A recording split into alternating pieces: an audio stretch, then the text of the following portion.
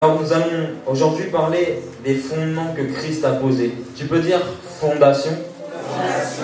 Les fondations sont les prémices, le début d'un immeuble, le début d'une, comment dirais-je, une structure. Et comment veux-tu bâtir une foi en Christ si tu n'as pas les fondations? Il faut que tu puisses comprendre ce que Christ a déjà fait. Il y a beaucoup de combats, de choses dans lesquelles tu t'engages alors que Christ les a déjà totalement vaincus. Il faut savoir que Jésus-Christ a fait couler son sang 7 fois. Alléluia, tu peux dire 7 fois? 7 fois. La Bible nous dira dans l'Apocalypse qu'ils l'ont vaincu, ils ont vaincu le diable grâce au sang de l'agneau. Vous savez, le sang dans le monde spirituel, c'est la vie. Le sang parle, le sang a une voix. Et dans le premier meurtre de l'humanité, Abel et Caïn, la Bible déclare que quand Caïn a tué Abel, le sang d'Abel a crié à Dieu. Le sang crie, le sang a une voix. Et Jésus-Christ a prononcé notre guérison dans 7 domaines. Aujourd'hui, j'aimerais juste enseigner où Jésus a fait couler son sang. Et j'aimerais vraiment qu'on puisse tous noter sur nos téléphones, sur nos tablettes, sur nos...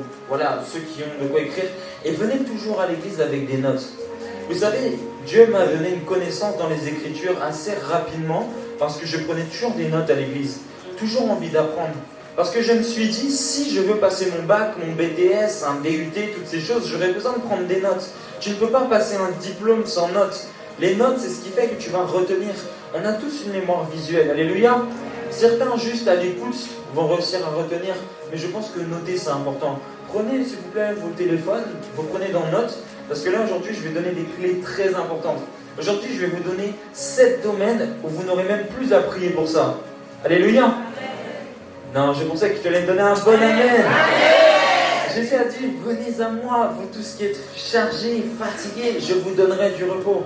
Il y a beaucoup de choses, tu pries, tu ne vois pas le résultat, parce que Jésus l'a déjà fait, alléluia. Tu essaies de t'engager dans un combat que Christ a déjà gagné, alléluia. Donc, prenons aujourd'hui 7 points où Jésus a fait couler son sang. La première fois où Jésus a fait couler son sang, c'était à Gethsémani, alléluia. Jésus, il faut savoir qu'il a toujours fait les choses très prophétiques. L'homme était la gloire de Dieu. Alléluia. L'homme était la gloire de Dieu. Et l'homme était de la gloire de Dieu dans le jardin d'Éden. Mais l'homme a chuté dans ce jardin. Et il a fallu que Jésus retourne dans un jardin pour ramener la gloire de l'homme. Là où l'homme avait perdu sa gloire, Jésus a été la rechercher dans un jardin. Alléluia. Et dans ce jardin, Jésus sentait le poids de l'humanité peser sur ses épaules. La Bible dit que Jésus angoissait. Et il a commencé à dire, Seigneur, je ne veux plus aller à la croix. Seigneur, peux-tu m'épargner la croix? Jésus a dit, je n'y arrive plus. La pression est trop grande. Il sentait toute l'impudicité, tous les viols, la pédophilie, toutes ces choses peser sur lui. Il sentait le péché, la malédiction descendre sur lui. Et il commençait à se dire, mais c'est trop. Seigneur, peux-tu m'épargner cette coupe? Mais il a fait cette prière. On voit ce passage dans Luc 22, de 41 à 44. La Bible déclare, puis il s'éloigna d'eux à distance d'environ d'un jet de pierre, et s'étant mis à genoux, il pria, disant, Père, si tu voulais éloigner de moi cette coupe, toutefois, pas ma volonté ne se fasse, mais la tienne. Alléluia. Alors un ange lui apparut pour le fortifier.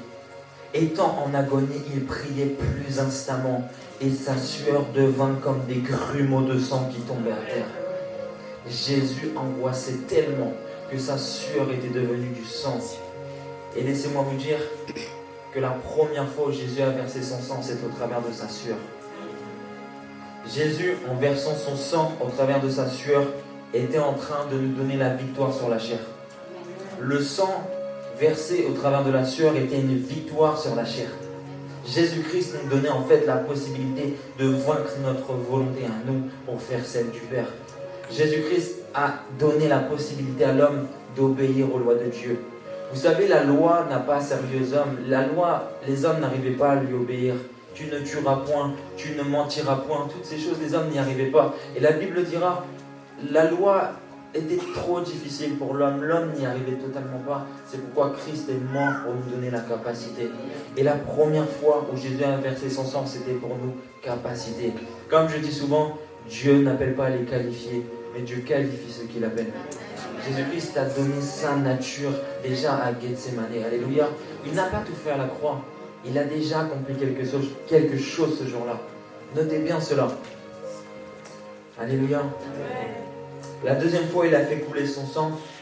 C'était sur son dos. La Bible déclare dans Ésaïe 50, en verset 6, « J'ai livré mon dos à ceux qui me frappaient. » Dans le psaume 129, verset 3, la Bible dit, « Des laboureurs ont labouré mon dos. Ils y ont tracé de longs sillons. » Jésus a été frappé pour toi au niveau de son dos. Et cela a été très prophétique parce que le dos représente la charge, le fardeau. Et il y a beaucoup de faux fardeaux que tu portes dans ta vie. Tu sais, ce fardeau de timidité, ce fardeau de tristesse, ce fardeau de complexité, ce fardeau de vouloir plaire à Dieu, tous ces fardeaux qui sont en fait des faux fardeaux. Jésus-Christ en fait veut enlever la religiosité qu'il y a dans ton cœur. Tu sais, ou quand tu ne pries pas assez, tu es un peu triste, ou même si tu as beaucoup prié, tu es triste. Cette religiosité qui veut toujours te faire culpabiliser, qui fait que tu te décourages dans la prière, qui fait que tu te décourages dans la méditation. Une culpabilité, des faux fardeaux, des choses où tu te dis non mais j'ai évangélisé, j'ai ramené que 2 âmes à Christ. En fait, tu as comme une pression qui ne vient pas de Dieu. Le fardeau de Dieu est léger, il est doux. Alléluia. Les angoisses ont été vaincues à la croix. Et lorsque Jésus a été frappé sur son dos, il disait, je porte tout ce que toi tu portes aujourd'hui, je le porte. Alléluia. Donc tu n'as plus à vivre toutes ces choses. Il les a portées. Il a été frappé pour que toutes tes douleurs, tous tes fardeaux, tu puisses aujourd'hui lui laisser. Vous savez, Jésus n'est pas le mari de l'église, Jésus est l'époux. Il y a une différence entre être un mari et être un époux. Parce qu'un mari peut être un mari blanc. Un mari blanc, c'est le mariage blanc pour les papiers. Mais il y a l'époux. Et l'époux aime, l'époux épouse.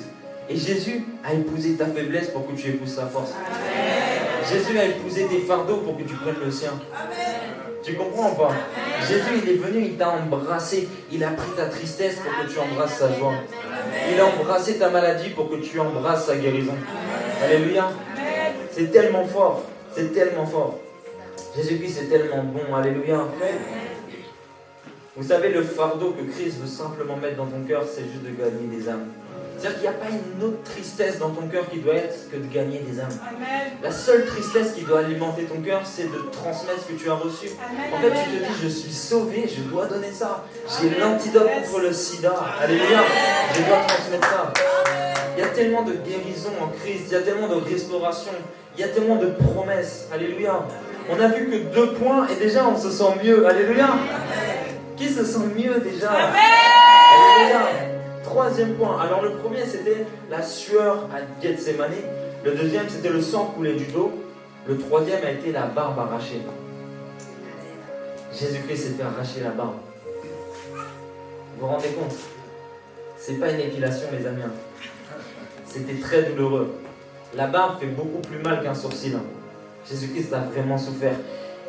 La Bible ne dira pas dans les évangiles. Dans les évangiles, ça n'a pas été cité qu'il s'est fait arracher la barbe, mais ça a été cité dans Ésaïe 50 au verset 6.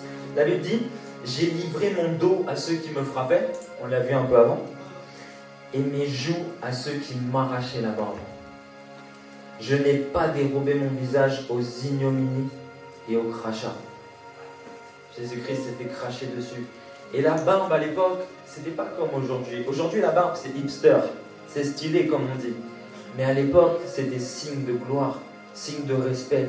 Plus un homme avait la barbe longue, plus il était honoré. Plus un homme avait la barbe longue, plus il était sage.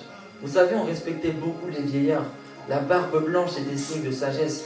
Quelqu'un qui avait une longue barbe était un homme beaucoup d'honneur, très respecté. Et il y a beaucoup de choses qu'on ne comprend pas dans la Bible. Pourquoi la Bible commence par la ceinture de la justice, la ceinture de la vérité? Vous savez pourquoi? Il y a beaucoup de choses qui sont contextuelles. Pourquoi la femme avait touché le pan de la robe? Il y a beaucoup de choses qu'on doit comprendre. Je vais vous expliquer une chose. Quand Jésus-Christ nous décrit dans le livre d'Éphésiens les armes spirituelles, il commencera par la ceinture de la vérité. Ok? Parce qu'à l'époque, l'armure du soldat était tenue par une grosse ceinture. Si la ceinture tombait, l'armure tombait. Ce qui veut dire que tout le fondation de la vie chrétienne doit être sur la vérité, sinon tout s'écroule. Amen, amen, amen. Jésus dira, méfiez-vous du levain des pharisiens, parce qu'un peu de levain fait lever la pâte. La pâte, c'est ce que tu es, ton enseignement. Si une fausse doctrine rentre dans ton cœur, tout ce que tu as peut tomber à l'eau. C'est ça que Jésus nous enseigne. Tout ce que tu dois lire, tu dois le comprendre. Tu dois comprendre le contexte. La barbe n'était pas simplement un accessoire, mais un grand symbole à cette époque. Alléluia. Amen. Et Jésus-Christ s'est fait arracher la barbe. J'ai pu noter qu'il s'est fait prendre sa dignité, son respect, sa gloire, pour que toi aujourd'hui tu puisses l'avoir. On lui a arraché sa barbe. Et arracher sa barbe voulait tout simplement dire que Jésus t'arrachait de la honte, de l'opprobre, du mépris des gens. C'est-à-dire que si tu vis du mépris, c'est parce que tu n'as pas le réma de ce qui s'est passé à la croix. Alléluia. Si tu sens ce mépris dans ton cœur, les gens ne m'aiment pas, j'ai honte de moi, je ne m'accepte pas physiquement, je me trouve grosse, je me trouve gros, je me trouve trop maigre. C'est que tu ne comprends pas ce que Jésus a fait. Jésus-Christ, il a pris ce sentiment qu'il y a en toi, il l'a porté à la croix. Alléluia. Amen. Tu sais, il y a beaucoup de délivrances que tu vas avoir juste en connaissant les Écritures. Amen. La Bible dit, vous connaîtrez la vérité et la vérité vous rendra libre. Aujourd'hui, il y a beaucoup de personnes qui reçoivent leur délivrance. Amen. C'est tellement fort. Aujourd'hui, Jésus-Christ s'est dit, je suis au ciel. Et il y a quelque temps, il s'est dit, je suis au ciel. Et il faut que je descende car mon peuple souffre. Et il savait combien tu souffrais d'être rejeté. Il a décidé d'être rejeté à ta place. Il s'est fait arracher sa belle barbe. Il s'est fait arracher sa barbe pour que toi tu ne dises plus j'ai honte. Pour que toi tu ne dises plus j'en ai marre. Pour que toi tu ne dises plus je ne me supporte pas, j'aime pas comment je suis. Tu sais que chaque fois que tu te trouves moche, tu oublies que Jésus a été arraché au niveau de sa barbe. Tu ne dois pas ressentir cette chose-là. Chaque fois que tu pêches, tu remets Jésus à la croix. Chaque fois que tu te dévalorises, tu remets Jésus à la croix. Chaque fois que tu dis, moi, je ne me sens pas capable, tu oublies ce qu'il a fait. Alléluia. Amen. Je reprends. Premier point, la sueur. Deuxième point, le sang coulé du dos. Troisième point, la barbe arrachée. Quatrième point, la couronne d'épines. Jésus-Christ a créé l'homme à son image, sa gloire, sa peinture, sa création. C'était comme son ouvrage. L'homme était sa gloire. Quand il a créé l'homme, il a dit waouh, il a vu que c'était bon. Il était fier de l'homme. L'homme vraiment avec ses organes, avec son cerveau. Vous savez, le cerveau, on ne sait pas l'expliquer. Tellement l'homme est intelligent. C'est tellement beau. Vous êtes beau, alléluia. Vous êtes la créature de Dieu. Vous êtes sa gloire. Mais le diable a voulu faire croire le contraire. Le diable, vous savez, l'homme avec Dieu avait couronné l'homme de gloire. Et vous savez ce que le diable a fait? Il a dit, tu vois cette couronne de gloire, je te l'enlève, je te mets une couronne d'épines. Le diable a voulu humilier l'homme, humilier Jésus-Christ. Le diable a voulu enlever la gloire qui était sur l'homme. Jésus-Christ a décidé de prendre une couronne de honte à la croix pour nous rétablir sa gloire. Alléluia. Amen. Aujourd'hui, tu as la possibilité de retrouver cette couronne de gloire qu'il y avait dans le jardin d'Éden. Où tu te dis, non mais je suis fier d'être en Christ, je me sens sauvé, je suis béni. Cette couronne d'épines a été utilisée pour tout simplement anéantir tous les systèmes de pensée, toutes les limitations, toutes les choses où tu te disais, ce n'est pas possible, je ne pourrai pas. Jésus-Christ a éradiqué toutes les mauvaises pensées grâce à cette couronne d'épines. Toutes les migraines, les maux de tête, les pertes de mémoire, les oublis, les migraines, toutes ces choses. Alléluia. Même les problèmes de vue, ceux qui ont des lunettes, dites, Seigneur, dans ta parole, tu as eu une couronne d'épines. Alléluia. Tu as versé ton sang au niveau de ta tête pour que je puisse voir. Et ceux qui ont des lunettes, je proclame au nom de Jésus que vous verrez clair lorsque vous priez avec foi sur les Écritures. Parce qu'il faut que ta foi soit basée sur les Écritures. Si tu pries en disant, Seigneur, je sais que tu as versé ton sang pour que je puisse voir clair, tu seras totalement guéri au nom de Jésus. Il faut que tu crois. Une fois, j'étais à Ottawa, au Canada, et un paralytique, un homme qui ne marchait pas, est venu devant moi. Quand il s'est levé, alléluia, ses jambes se sont fortifiées. Et ce qu'on m'a témoigné, c'est que la personne qui poussait le fauteuil roulant était myope. Elle a été guérie quand l'homme s'est levé. Je ne priais pas pour elle. Mais elle savait. Elle a dit, moi je saisis, si lui se lève, moi aussi mes yeux seront guéris. Quand l'homme s'est levé, elle a vu clair. et elle m'a témoigné au séminaire. Je n'arrivais pas à te regarder au premier rang sans mes lunettes. J'ai essayé, je ne voyais pas. Et bien elle dit maintenant je peux te voir. On a fait le test, elle est partie à l'autre bout de l'église et elle disait des panneaux et elle voyait très clair. La myopie a été totalement guérie et c'est totalement possible. Je ne sais pas les maladies qu'il y a au niveau des yeux, être voilà, myope, tout ça. Je ne connais pas les termes, je n'ai pas de lunettes, mais en tout cas tu es totalement guéri. J'ai vécu cela, amen. Ça c'est fort. Jésus-Christ vraiment au travers de sa couronne d'épines a vaincu toutes les difficultés, les blocages, les limitations, la souffrance, alléluia. Les sentiments d'échec, où chaque jour tu te dis j'ai l'impression que je ne réussis pas, j'ai l'impression que je ne m'en sors pas. Jésus-Christ a vraiment porté ces limitations que tu as en toi, où tu te dis moi je ne peux pas travailler chez Apple, je ne peux pas travailler chez Google, je ne peux pas travailler chez Microsoft, je ne peux pas créer d'entreprise. Tu sais que c'est possible. Si Dieu met ça dans ton cœur aujourd'hui, c'est que c'est possible. Alléluia. Moi je suis étonné, tout à l'heure on roulait en voiture et j'ai vu une société de toilettes. Quelqu'un s'est dit un jour je vais créer des toilettes. J'ai vu ça, c'était marqué WC-Loc. Je me suis dit quelqu'un un jour s'est levé et s'est dit je vais créer une société pour que les gens puissent faire leurs besoins. Je me suis dit le gars est inspiré quand même, tu vois. Il a eu quand même l'idée. Et en fait, créer une entreprise, c'est de répondre à un besoin. Et je me dis mais ici personne ne fait la même chose. C'est grave. Vous avez tous un désir dans votre cœur. Moi, Dieu a mis un désir dans mon cœur de créer une société. Et c'est bizarre parce que personne n'a eu l'idée. C'est comme ça que je me suis dit, mais pourquoi il n'y a pas ça? Dieu a mis ça dans mon cœur. Et je le ferai et je vous témoignerai. Amen. Et comment j'ai commencé, comment ça a grandi. Amen. Je n'ai que 24 ans, mais je sais que Dieu le fera. Amen. Et Dieu le fera dans ta vie. Amen. C'est pas parce que tu es jeune que tu ne peux pas réussir. Amen. Moi, j'ai connu des gens qui ont réussi. Il y a un homme qui s'appelle Elon Musk. À 14 ans, il a créé un jeu vidéo. Après, vers 18-19 ans, il a créé un site internet qu'il a revendu des millions de dollars. Après, il a encore créé un autre site internet vers 22-23 ans. Et c'était PayPal. Le gars a créé PayPal. Vous imaginez?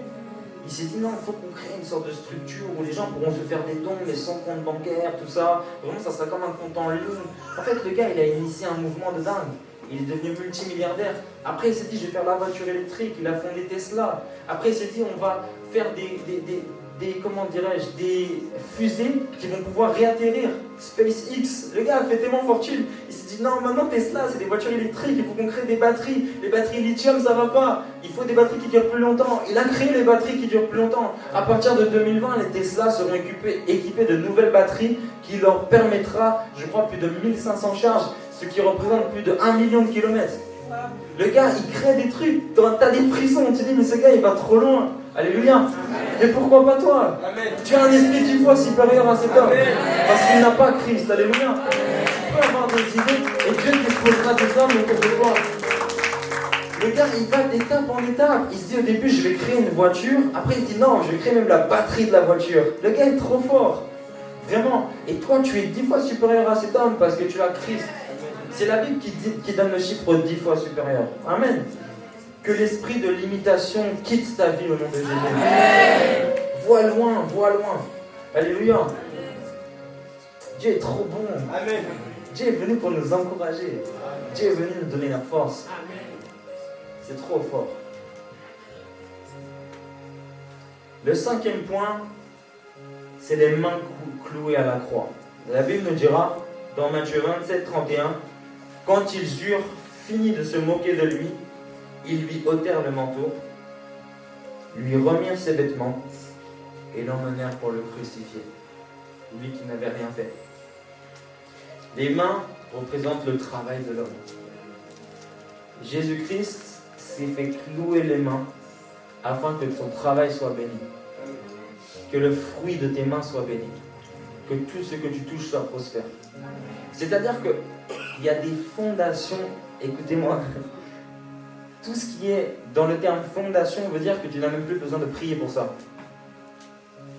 Tu sais, si tu vois quelqu'un construire un immeuble, si les fondations de l'immeuble ont été faites, il passe à autre chose. Alléluia. Il passe à la construction, il passe à l'électricité, à la plomberie, il passe à toutes ces choses parce que la fondation est faite. À l'église Compassion à Kinshasa, quand je suis allé, j'ai dit, mais pourquoi vous ne bâtissez pas l'église? Qu'est-ce qui se passe? Il dit, le pasteur Marcelo nous a dit, nous faisons couler une dalle de béton et nous faisons couler en fait dans la profondeur pour pouvoir construire en hauteur. C'est-à-dire qu'ils ont tellement creusé, fait couler du béton, creusé, mettre du béton armé, de la ferraille pour pouvoir bien bâtir, ok? Christ a mis des fondations incroyables que tu n'as même plus besoin de prier, tu as simplement besoin d'en prendre conscience. Alléluia. Si tu prends conscience que Jésus-Christ s'est fait clouer les mains pas par hasard pour que ton travail soit béni, à partir d'aujourd'hui tu seras dans l'excellence. Alléluia. Il faut que la Bible soit une révélation pour toi. Pas seulement un livre, mais une claire révélation. Il faut que tu vives la Bible, que tu penses Bible, que tu arrêtes de penser à ce que tes yeux voient, mais pense à ce que la parole dit. Vous savez, il y a la réalité, c'est ce que tu vois, et il y a la vérité qui est la parole de Dieu. Et sache que la vérité peut bousculer la réalité. Tu peux appeler à l'existence des choses que tu ne vois pas. Vous savez, j'ai fait le test une fois, je travaillais avec mon père, j'épluchais des oignons, tout ça, je devais éplucher à peu près 40 kilos d'oignons. Et il faisait froid, j'étais en polo et je devais me dépêcher parce que dans ma famille on est charcutier. Du coup je me dépêchais, il commençait à pleuvoir et j'étais dehors. Du coup j'épluchais et là je vois les nuages arriver. Ah là là, je commençais à éplucher, j'ai froid, il faisait peut-être 8 degrés, 9 degrés. J'ai dit au nom de Jésus, je proclame le soleil. Et moi, que vous me croyez ou vous ne croyez pas, le ciel s'est ouvert. Amen. Tout doucement, j'ai commencé à voir le soleil arriver. Et là j'ai pleuré les amis, j'ai pleuré au travail. J'ai dit non mais clairement quand on prie, il y a des choses qui se passent. Amen. Et les chrétiens d'aujourd'hui ne croient plus. Une fois j'étais ici à Équevilly et je devais prendre un vol pour aller prêcher la parole de Dieu à Toulouse. J'étais invité par des adventistes, gloire à Dieu.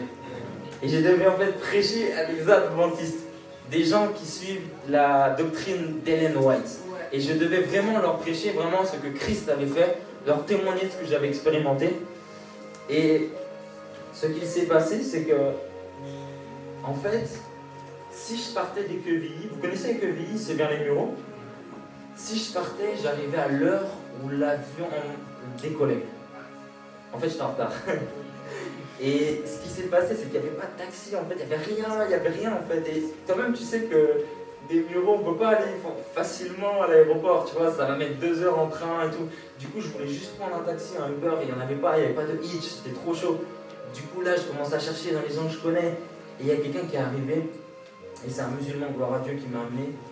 Et en fait, durant la route, devant lui, je priais. Je disais, je proclame au nom de Jésus-Christ que cet avion ne décollera pas si je monte dedans. Je ne veux pas embêter les gens, mais j'ai des âmes à sauver. J'ai des âmes à sauver, amen. Et en plus, il s'est passé des choses très fortes à Toulouse. Waouh. Il y a vraiment des gens qui ont abandonné certaines doctrines pour revenir à Christ. C'était très fort. Et j'ai vraiment vécu quelque chose de fort à Toulouse. Et cet avion, en fait, était tellement en retard que j'ai pu passer les portiques tranquillement. Et je suis monté dans l'avion. C'est-à-dire que Dieu déplacera... Dieu fera en sorte que les grèves s'arrêtent pour que tu puisses prendre ton train.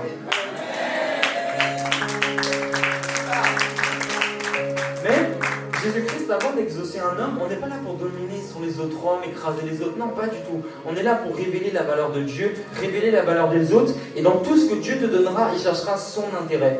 Pourquoi Dieu te fera prospérer si tu ne gardes pas une part pour le ministère, pour les hommes de Dieu? Parce que cette église n'est pas gratuite. Elle est gratuite? Non? Ok, il faut la payer chaque mois. Évangéliser, ça coûte cher. Partir 4 jours ou 5 jours au Sénégal, ça coûtera 2000 €. Moi, je suis déjà parti 2 fois au Sénégal. J'ai à peu près fait plus d'une trentaine de missions. J'ai prêché l'évangile dans des pays. J'ai été plus de 6 fois aux Antilles, 2 fois au Sénégal, au Maroc, au Congo, Kinshasa, dans différents pays. Et en fait, ça a été très, très, très cher. Ok? Mais il y a des adorateurs qui se sont dit, moi je ne travaille pas seulement pour me payer des Louboutins, je ne travaille pas seulement pour me payer un loyer, je ne travaille pas seulement pour me payer du Zara, je travaille aussi pour semer dans la vie de cet homme, pour qu'il aille prêcher l'évangile à ma place, parce que moi je suis aux 35 heures, donc je ne peux pas prêcher, donc du coup je sème dans sa vie pour qu'il aille à ma place, et j'aurai ma part en semant dans sa vie. Et c'est ça, quand je travaillais, moi je me disais, j'ai pas le temps d'y aller, donc du coup je sème dans la vie de quelqu'un qui va, comme ça je prends aussi ma récompense. Alléluia. En fait, c'est tellement bien de pouvoir semer dans la vie de quelqu'un parce que Tu prends part à sa bénédiction, alors tu ne fais pas le travail qu'il fait. Amen. Gloire à Dieu. Amen. Dieu a béni le travail de tes mains. Amen. C'est tellement bon. Et également, il a permis au travers de tes mains que, en plus que ça soit béni tout ce que tu fasses, que tu puisses même guérir les malades. Amen. Ce jour-là, il a accompli la prophétie qui fera que tu guériras les malades. 6. Les pieds ont été cloués à la croix. Psaume 22, de 17 à 19. Car des chiens m'environnèrent, une bande de scélérats rôde autour de moi. Ils ont percé mes mains et mes pieds. Je pourrais compter tous mes os. Eux, ils m'observent, ils me regardent. Ils se partagent mes vêtements. Ils tirent au sort ma tunique. Ésaïe 52,7. Qu'ils sont beaux sur les montagnes, les pieds de ceux qui apportent la bonne nouvelle, qui publient le salut. Quelqu'un peut dire gloire à Jésus? Jésus-Christ s'est fait clouer son moyen de transport, ses pieds. Les pieds sont le moyen de transport de l'homme. Jésus-Christ s'est fait percer les pieds. Alléluia. Pour que tu reçois une nouvelle force dans tes pieds. Que ton pied soit beaucoup plus ferme quand tu marches. Amen. Quand tu dis aujourd'hui je vais signer dans une nouvelle entreprise, que ton pied soit beaucoup plus ferme. C'est-à-dire qu'il faut que dans ta marche avec Christ, que ton pied soit plus ferme que dans ta marche dans le monde. Amen. Jésus-Christ est venu affermir ton pied. Alléluia. J'aime votre silence. Alléluia. Amen. Jésus-Christ est venu affermir nos pas pour nous donner l'assurance. Jésus-Christ est venu nous donner l'évangélisation dans nos pieds. La force pour évangéliser, la force pour conquérir. Alléluia. Là où tu as peur d'évangéliser, quand tu pries, tu dis Seigneur, l'évangéliste a dit que tu as été cloué à tes pieds pour que je reçois la force. Seigneur, je saisis cette force. Et je sais qu'il y a des gens ici qui reçoivent maintenant l'assurance. Pendant que je leur parle, vous sentez votre cœur bouillonner pour prêcher. Vous vous dites, non, là maintenant je vais aller dans la rue, c'est terminé. Je sais qu'il y a des gens là qui reçoivent maintenant cette conviction. Parce que, en fait, plus tu connais des Écritures, plus tu reçois des affranchissements, tu es libéré. Et l'esprit de limitation quitte ta vie. Je vois vraiment des gens se dire, hey, je vais arrêter de dire que je suis limité. Je sens vraiment des gens ici être libérés en entendant ces paroles. Tes pieds aujourd'hui vont t'amener, non franchement, où tu ne serais jamais allé. Amen. Tu vas aller très loin. Amen. C'est très fort, alléluia. Amen. Dieu est bon, hein. Dieu est tellement bon. Jésus-Christ a versé son sang dans tous les domaines de ta vie. Et le 7e et dernier point, la Bible nous dira que Jésus-Christ a fait couler son sang au niveau de ses côtes et de l'eau est sortie. Et là, il s'est passé quelque chose de très fort. Jean 19, 34. La Bible dira, mais un des soldats lui perça le côté avec une lance et aussitôt, il sortit du sang et de l'eau. Wow. Il s'est passé deux choses. Christ s'est fait percer les côtes là où il y a le cœur. Là où il y a le siège des émotions. Jésus-Christ a porté le siège des émotions. Jésus-Christ a porté toutes les blessures qu'il y a pu avoir dans ton cœur. Aujourd'hui, toutes ces blessures, ces souffrances ont été portées à la croix. Il n'est pas mort à la croix bêtement comme ça, où même les gens disaient, si tu es le roi des Juifs, sauve-toi toi-même. Les gens se moquaient de lui. Tu dis que tu es Dieu. Ils ont écrit roi des Juifs au-dessus de lui. Ils l'ont méprisé. Ils ont dit, mais ce gars-là, vas-y, guéris les gens, vas-y, sauve-toi toi-même. Ils lui crachaient dessus. Paf, ils l'ont percé. Ils se sont moqués de lui. Mais lui, il savait. Et vous savez qu'il y a une prophétie, on l'a lu tout à l'heure, dans le psaume 22, 17, c'est écrit, je pourrais compter tous mes os. Vous savez, Ésaïe avait dit, il avait prophétisé qu'aucun os de Jésus serait brisé. Aucun os de Jésus avait été brisé. Qui ont vu le film où il casse les jambes des personnes sur la croix, il casse les jambes, et au moment de Jésus, ils disent non, ne le fais pas. Parce qu'il y avait des prophéties sur sa vie. Toutes les zones où il a été tapé étaient prophétiques. Tout ce que Jésus a fait était prophétique. Rien n'a été fait par hasard. Alléluia. Si on reprend, Jésus a sué, c'était pas un hasard. Si le sang a coulé sur son dos, c'était pas un hasard, il portait tes fardeaux. Si le sang a coulé sur sa barbe, c'était pas un hasard, il a arraché ta honte. Si le sang coulait sur sa tête, il était en train de vaincre toutes ses limitations, tous tes systèmes de pensée. Si le sang coulait au niveau de ses mains, c'est qu'il bénissait le fruit de ton travail. Si le sang coulait au niveau de ses pieds, c'est qu'il affermissait tes pas. Si le sang coulait au niveau de son côté, c'est qu'il était en train d'enfanter l'église. Il était vraiment en train de siéger dans ton cœur. C'est quelque chose de très fort parce que à la fois le sang a coulé pour tes émotions, mais l'eau a coulé parce qu'il y avait maternité. Il est en train d'enfanter. Et là où il y a de l'eau et du sang, c'est à la maternité. Il y a l'eau qui coule, le sang, il y a quelque chose de très fort qui se passe. Christ a enfanté l'église ce jour-là. C'est tellement fort. Et tout à l'heure, je vous disais, et ça c'est très prophétique, qui était là le premier jour du séminaire? Qui était là le deuxième jour du séminaire? Qui n'était pas là aux 2 premiers jours? Ok. Alors nous avions parlé d'Ésaïe qui avait vu une vision où Dieu disait Saint, Saint, Saint. Les anges chantaient Saint, Saint, Saint, l'Éternel des armées. Cette vision est dans Ésaïe 6, verset 8. La Bible nous dit ceci. L'année de la mort du roi Osias, je vis. Déjà, il y a des épreuves qui te permettent de voir. Amen. Alléluia. Des choses que tu vis qui t'ouvrent les yeux. C'est pour ça que Dieu permet des épreuves. Vraiment, je sens l'onction de Dieu ce matin. Gloire à Dieu. C'est très fort. Les choses que tu vis ne sont pas faites par hasard. Les choses que tu vis, les épreuves, te permettent d'ouvrir les yeux. L'obéissance va t'éviter beaucoup d'épreuves. Israël 40 ans, Jésus 40 jours. L'obéissance fait la différence. Et Jésus-Christ voulait en fait qu'on puisse comprendre la Bible d'une manière subtile. Il ne voulait pas seulement qu'on puisse lire la Bible charnellement. Et la Bible ira même jusqu'à déclarer dans 1 Jean 2, 27, vous n'avez pas besoin qu'on vous enseigne.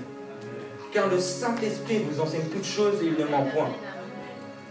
C'est-à-dire que normalement ce que je te dis, tu aurais déjà dû le savoir.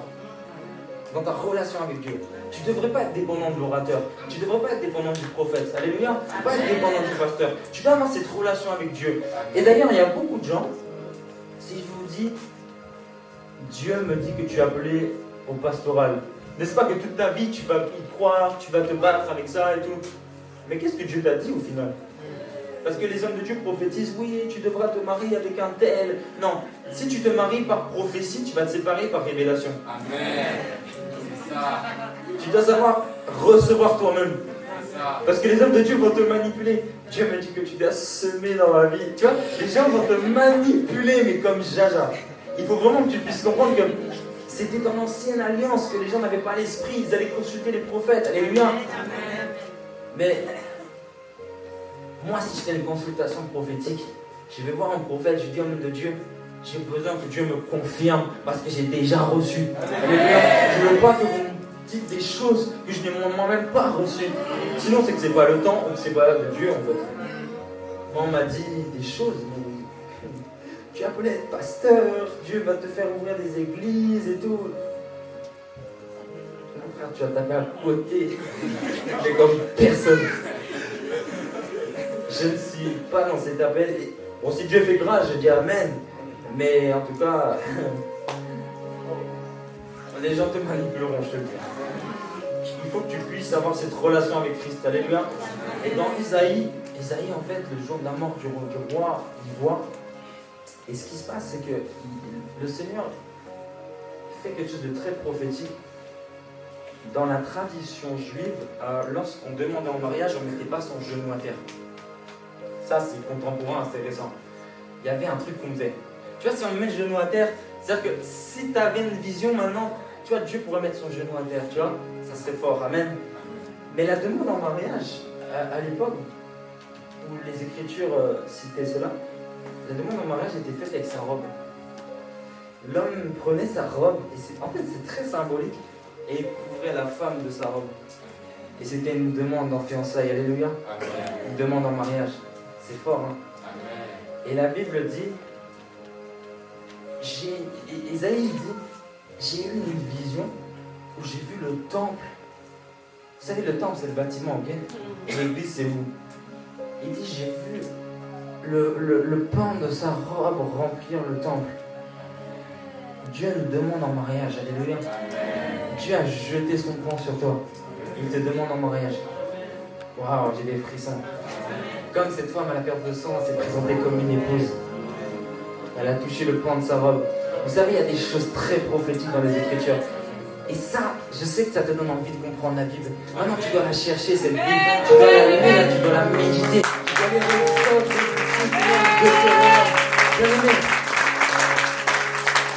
il y a tellement de révélations dans la Bible. Moi, aujourd'hui, je t'en ai semé une. Va plus loin. Va plus loin. Ésaïe 6, tu le lis en entier, tu essaies de tout comprendre. Alléluia. Tu lis les Écritures, tu essaies de tout comprendre. Tu dis, Seigneur, je vais avoir des révélations. Dieu va t'en donner, ça va te donner la foi. La Bible dit dans Romains 10, 17, la foi vient de ce qu'on entend, et de ce qu'on entend vient de la parole de Dieu. Le mot parole n'est pas le mot papier, mais le mot révélation. La foi vient de la révélation. Si tu n'as pas de foi, c'est que tu n'as pas de relation avec les Écritures. Plus tu liras la Bible, plus tu auras de foi, parce que la foi vient de la Bible. C'est pour ça que les chrétiens d'aujourd'hui n'ont pas de foi, parce qu'ils ne lisent pas la Bible. Tu comprends? Tu sauras comment marche, on n'a qu'à dire. Tu connais mieux les dates des soldes que le nom des évangiles. Les gens me disent, non, il y a Matthieu, il y a Jean. Attends. Il y a Marc. Ouais, je crois que c'est tout. Les gens ne savent même pas. Alléluia. Les gens ne savent même pas, même les livres de Moïse. Bon, est-ce que c'est Moïse qui a écrit les Genèse? Waouh. Exode. Les gens ils ne savent même pas. Les gens ne savent même pas que Moïse est monté. Il a reçu les 10 commandements. Et en descendant, en voyant qu'elle veau d'or, il a cassé les tablettes. Il a dû remonter. On ne sait même pas ça. On ne sait même pas les fondements. Alléluia. Mais vous savez, ce passage-là, il est très fort. Dieu, en fait, ce qu'il a fait, c'est qu'il a donné son cœur à Moïse. Il a donné les tablettes de la loi. Alléluia. Et Moïse, quand il est arrivé, il a cassé les tablettes. Il a dit, mais c'est quoi ça? Moi, je monte 40 jours, je reviens, vous avez fait un Dieu, un veau d'or, mais vous êtes sérieux? J'imagine Moïse avoir Twitter, il aurait dit, non mais franchement, Ramon, il a pu. Le gars est grave. Il aurait tweeté, il aurait fait top tweet Jérusalem. C'est grave, il aurait fait des stories, il aurait dit, non mais les gars, regardez, il a fait un veau d'or. Il aurait snappé comme ça, il aurait dit, mais ils sont graves. Et il est remonté. Et là, il a dû écrire les tablettes lui-même. C'est pas Dieu qui lui a donné. Du coup, on n'était plus dans la loi de Dieu, on était dans la loi de Moïse. Dieu, au début, avait transmis son cœur de pierre. Et il y a une prophétie. J'ai des frissons parce que je sens vraiment l'onction de Dieu. Dans le livre d'Ézéchiel, la Bible dira, je transformerai le cœur de pierre en cœur de chair. Et quand tu sais que mon... Oh Seigneur Jésus.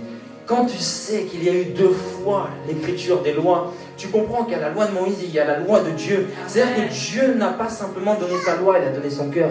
Mais son cœur était dur, c'était la loi, c'était le cœur de pierre et il l'a transformé en cœur de chair. C'est-à-dire que la loi qui était dure, il l'a tout simplement améliorée, il l'a, comme dirais-je, accompli en Christ. Le cœur de pierre a été transformé en cœur de chair. Jésus a accompli la loi. Alléluia. Jésus a accompli les sacrifices. Jésus a accompli l'Holocauste. Jésus a accompli tout ce que la loi de Moïse prescrivait. Alléluia.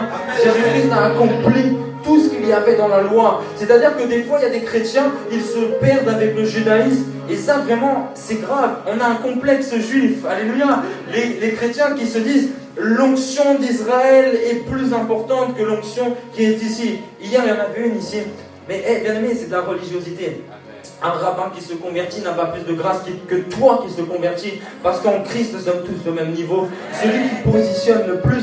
Un homme a demandé à Jésus qui sera le plus grand. Jésus n'a pas dit un rabbin, un homme qui se convertit, qui avait un grand palmarès. Non, il a dit ce sera le serviteur de tous. Si quelqu'un veut être le plus grand, il veut être le plus petit. Alléluia. Un grand homme de Dieu. Et quand tu rentres dans l'église, tu ne sais même pas c'est qui le pasteur. Ah, ça j'aime. Quand j'étais au Canada, je disais, mais qui est le pasteur? Je ne sais pas où il est, je vois tout le monde en t-shirt ici. Il est où le pasteur? Et le pasteur, c'était celui qui était en train d'adorer. Il était par terre. Il s'en fichait d'avoir une grande église de plus de 500 membres. Il était par terre, il se roulait par terre comme un enfant. Il demande même qu'on prie pour lui. Et je me suis dit, mais quel pasteur? Alléluia. Et j'en ai connu un qui a ce même cœur aujourd'hui.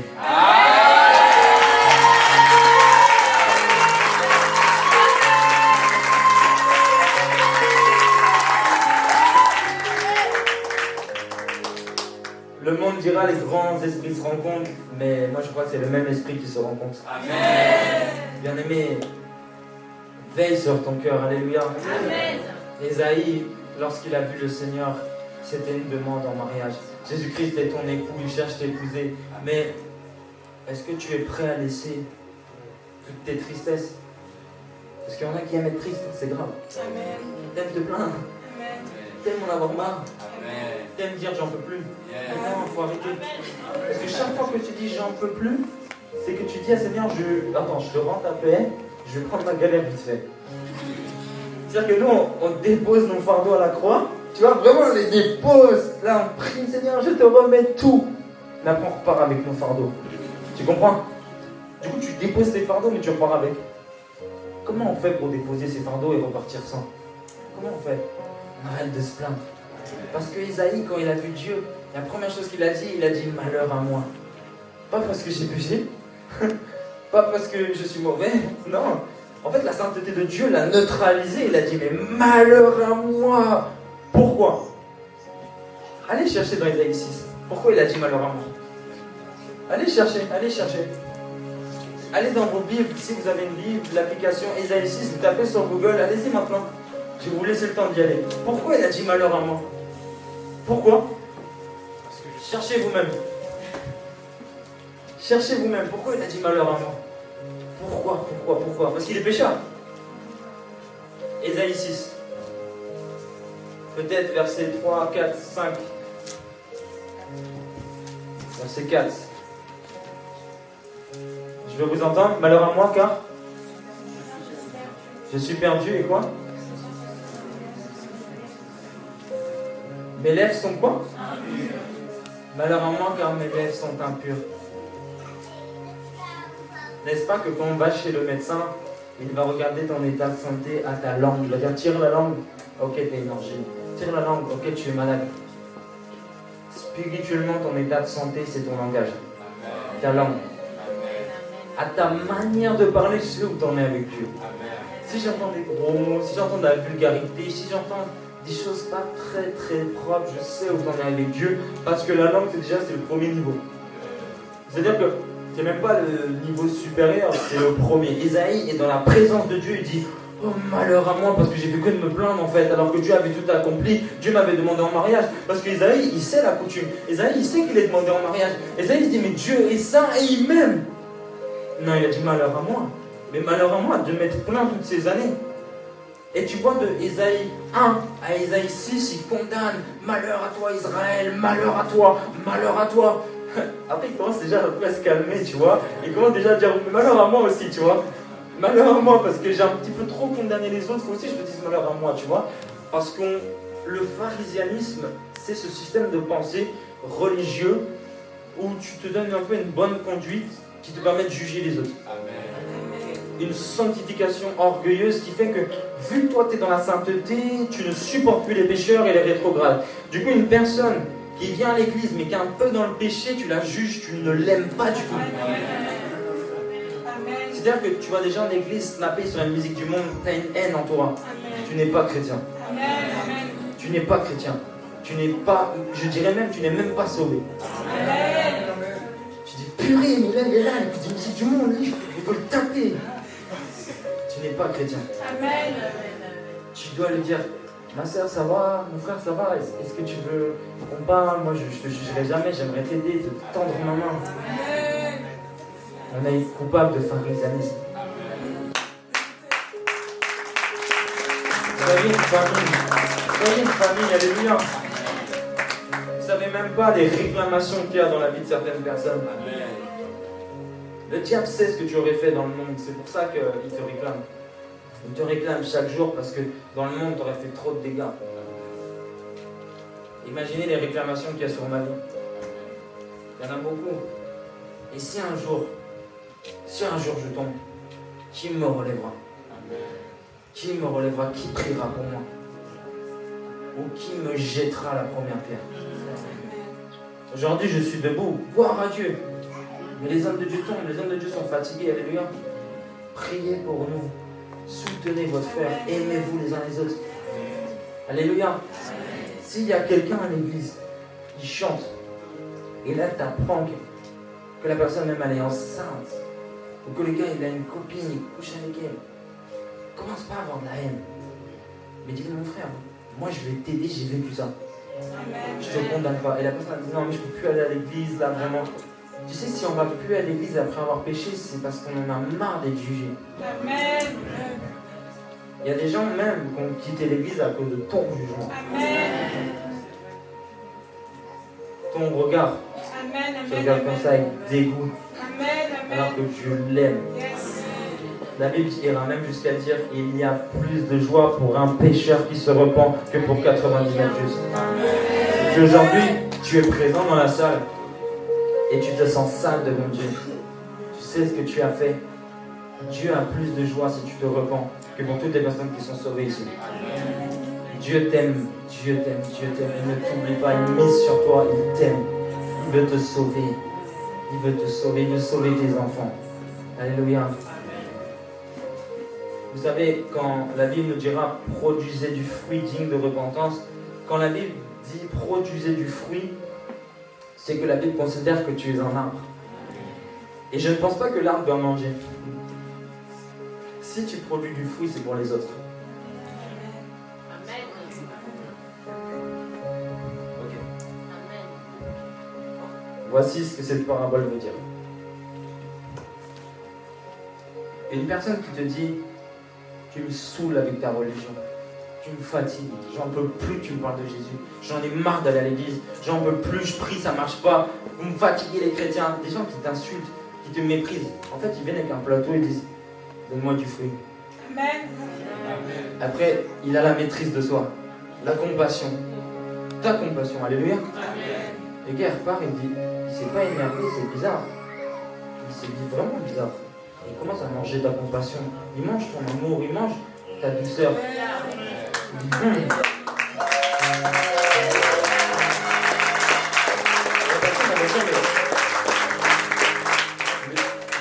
mais je te connais, normalement tu te serais énervé la dernière fois quand je t'avais parlé. Pourquoi tu m'as aimé là? Parce que la Bible me dit d'aimer. La plus grande évangélisation, c'est l'amour. Amen. Car l'amour est une personne.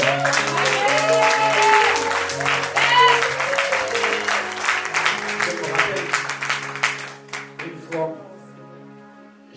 j'écoutais les prédications du pasteur Semayas dans les métros et je voulais répéter la même chose.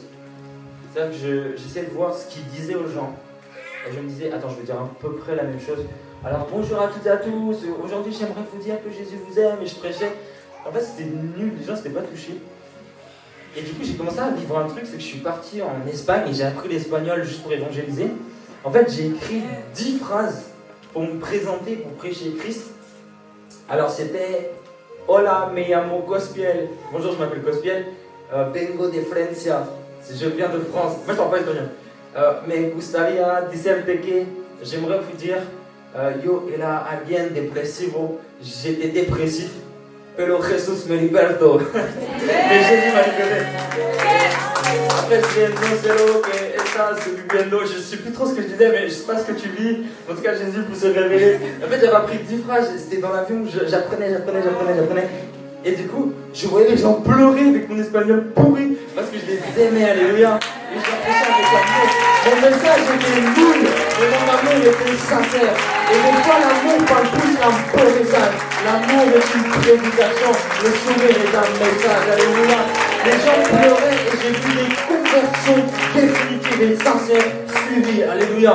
Des gens sont même venus à l'église a grandi ce jour-là. On a évangélisé pendant 6 heures. Les gens étaient gagnés dans les métros, alléluia. Je prêchais en espagnol et j'ai été au Sénégal et j'ai écrit 10 phrases. Et j'ai commencé à évangéliser en Wolof, alléluia. Je connais rien en Wolof, j'ai appris 10 phrases. Je dis, gars, ça se dit comment alors, c'est comment? Crois en Jésus et tu auras la vie éternelle. Nambul Yesu.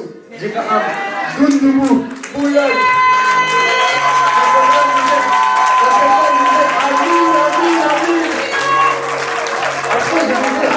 Moi je connais rien au Wolof. Mais j'ai dit, comment on dit que Dieu te bénisse dans le nom de Jésus? Il m'a dit, Yala Nala Yala Barkel, c'est tout le Yesu. J'ai dit, comment on dit ça? J'ai répété, Yala Nala Yala Barkel, Situlu Yesu. Nangul Yesu, Digam Dundubu, Bouya. Mais t'es qui? Après il me disait Sama Khalid, mon frère, Sama Khalid, il me parlait, je comprenais rien. Et j'ai dit comment on dit Dieu est bon, voilà, moi je connais rien. Je suis dans un pays musulman, je connais rien. Et il me dit Dieu est bon, c'est Yala Bahna. Je dis Yala Bahna, Yesu Bahna. Je dis Yesu Bahna.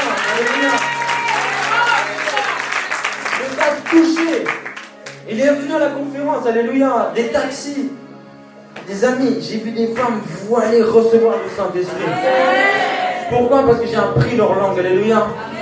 Et c'est pour ça que je parle lingala, je parle wolof, je parle même un peu arabe. Parce que je demande à des musulmans, je demande à des arabes, comment on dit? Tu vois? Et des fois, il y a l'azid, on y va maintenant. Et le gars il dit, mais tu parles arabe. Mais c'est trop stylé. Et comme il sert le thé, parce que moi j'évangélise chez les musulmans, je vais chez eux, alléluia. Et souvent, vers Vernouillet, les Mureaux, je vais chez eux. Et quand ils me servent, je fais Choukran Bizef. Et tu l'as bien dit. C'est-à-dire merci beaucoup. Ça, c'est pas Choukran beaucoup. Ça, c'est petit Choukran Bizef. Et apprends le nom, alléluia.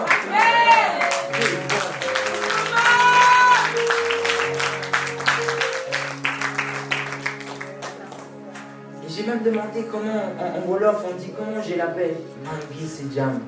Yangi Sejam. Est-ce que tu as la paix? Le gars il est là, ok, ça, il parle. Et j'ai appris tellement de phrases. Je suis parti au Congo. Et je me suis dit, il faut que j'apprenne le lingala pour leur prêcher dans les esprits de mort. Amen. Il y a des bus, ça s'appelle Esprit et Ville, on les appelle Esprit de mort. C'est mon cas d'accident. Je suis rentré dans le bus, j'ai dit, moi je suis blanc, ils ont cette image des gens qui coupaient les mains, les colons. Du coup, je me suis dit, non, je vais me mettre en boubou, je vais me mettre en pagne. Et je vais prêcher en lingala. Je disais, mesdames et messieurs, Matondo Mingi.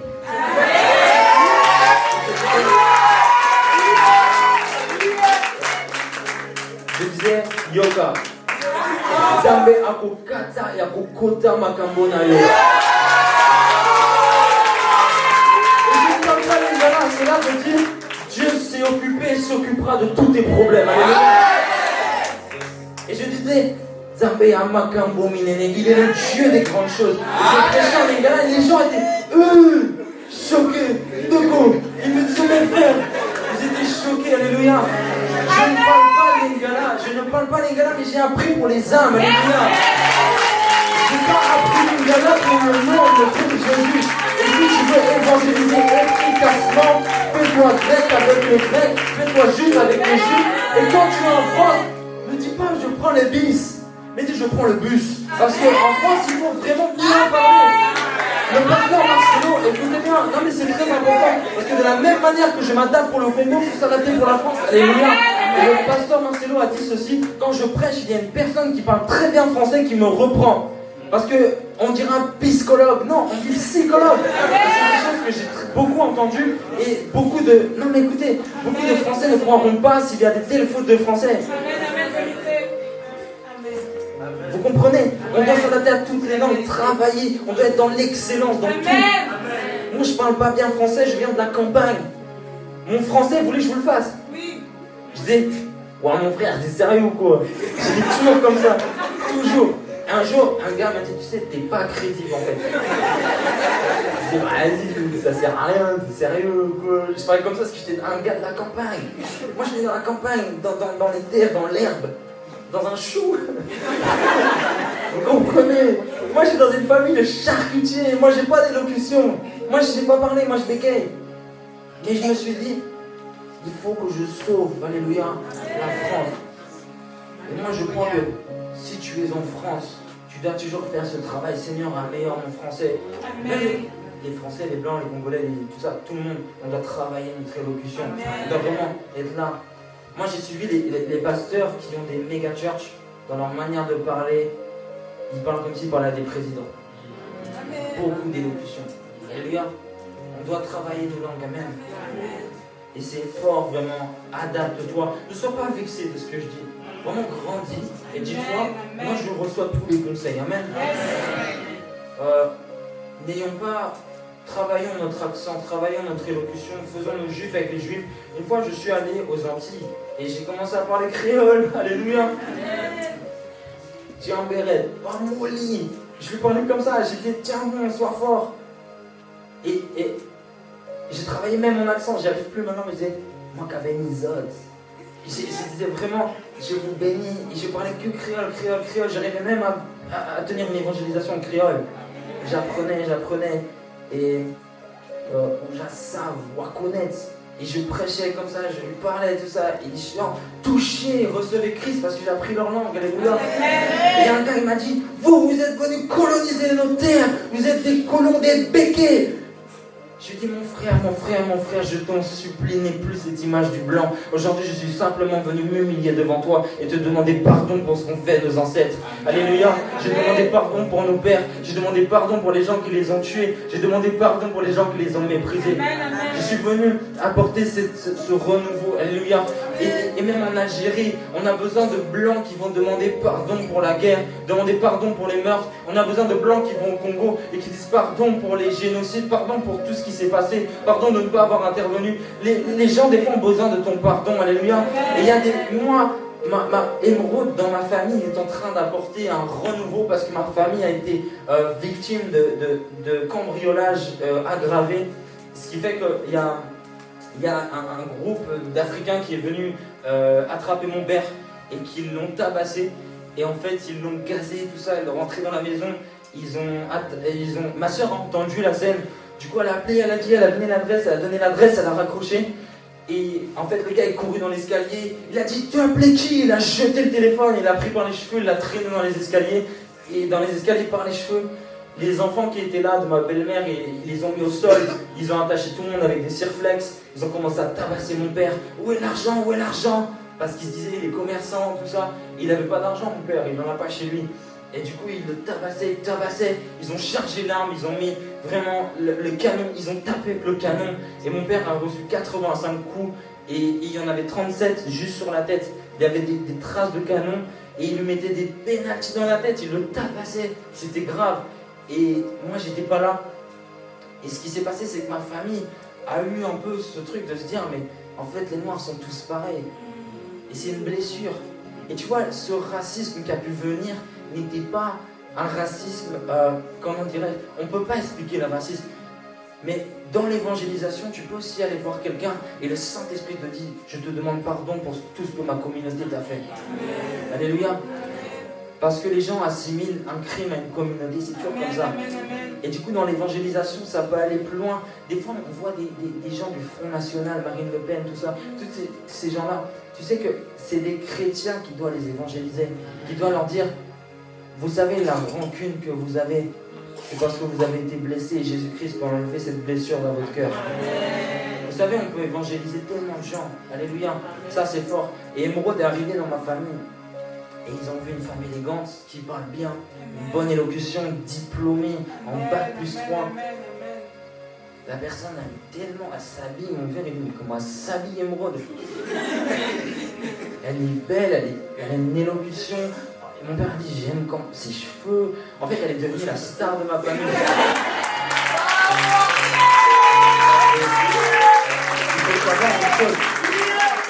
Il faut savoir une chose, c'est que mon grand-père m'avait dit, si ta copine, parce qu'il ne pensait pas que je me marierais, si ta copine est noire, elle ne sera jamais la bienvenue.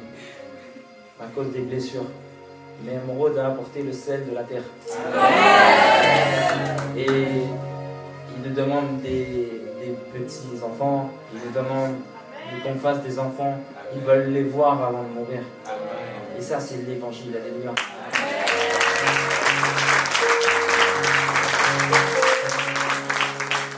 Alors, j'aimerais aujourd'hui, j'aurais aimé rester plus longtemps. J'aurais aimé vous transmettre plus. Aujourd'hui, nous sommes en collaboration avec l'église ECB à long terme pour que vraiment, lorsque l'église a besoin, on viendra vous encourager. Amen. On viendra prêcher. Amen. S'il y a des gens qui veulent. 3 au verset 20, c'est vrai. La Bible déclare, voici, je me tiens à la porte et je frappe. Si quelqu'un me laisse entrer, et m'ouvre la porte, j'entrerai chez lui et je souperai avec lui et lui avec moi. La porte, ce n'est pas l'intelligence, le cerveau, la tête, mais le cœur. Jésus-Christ, je veux que tu arrêtes de réfléchir dans les choses de Dieu. De dire, mais Dieu existe, Dieu fait comment, Dieu va se manifester comment, Dieu va m'utiliser. Cesse de te poser des questions, reçois-le dans ton cœur sans réfléchir. À te dire, mais ouais, mais moi, j'ai besoin de tout comprendre, je suis très terre à terre, cartésien, scientifique. Mais Jésus-Christ n'est pas contre la science. Mais là où la science s'arrête, c'est qu'on rentre dans la parole de Dieu. La science fait partie de Dieu, en fait. La médecine vient de Dieu, toutes ces choses-là. Et il faudrait qu'on ne réfléchisse plus, alléluia, juste qu'on ouvre nos cœurs. Et Dieu, quand on ouvrira nos cœurs, nous répondra à beaucoup de questions. Amen. Donc, j'aimerais simplement qu'on puisse se lever en prière. Amen. On va se mettre debout.